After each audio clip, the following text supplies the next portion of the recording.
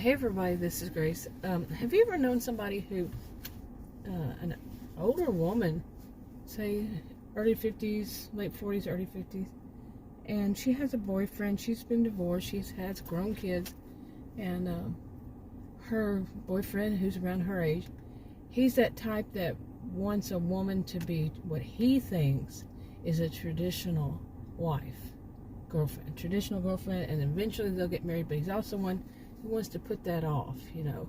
They're in their late 40s, early 50s during all this. And his idea of traditional woman, it's just, yeah, it's not good. His whole thoughts, his whole way of being, and really it's whatever he wants at the time. Okay, and he wants it all about him. And,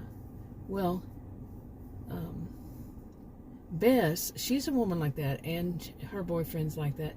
Well, she had to move back early 2022, Victorson County, where she was, basically she kept losing jobs because she kept being just she's from a wealthy family, but they had issues with how they behaved, especially like hygiene issues.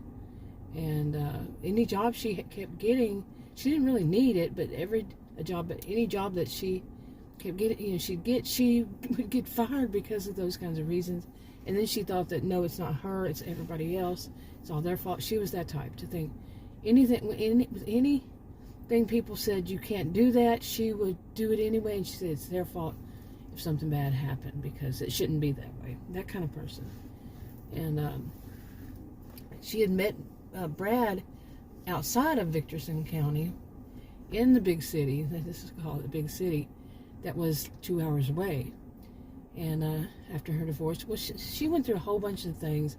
She has an inheritance in Victorson County, but she didn't want to live there. But finally she had to because she kept losing jobs and couldn't get another one, that kind of thing.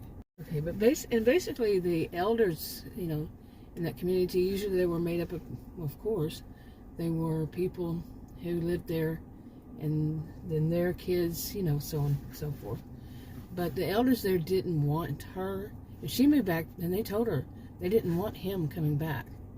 They didn't want not coming back, but him to be there, because they had, she had applied to have a place to go when she came back until her own inheritance issues were settled. And they said that they would, but not with him, because they had to do a background check on him, and they didn't like his background. They didn't like what they had heard about him. And eventually, the whole thing, as it turned out, the only way that they would let him come back is if they had gotten married, and let him come to the county, because it was locked down and all this, was if he had to stay 2 weeks and all these kind of things. But basically, he had to sign a prenup. They had to get married if she wanted him there right then and there.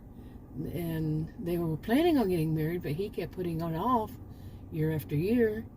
And that was the option they gave her. Otherwise, they would just let her stay where she is. It was a strange control thing, but they had reasons. Okay, stay tuned. It's a series of hypothetical fictional stories, and stay tuned to find out the update on all that. All right.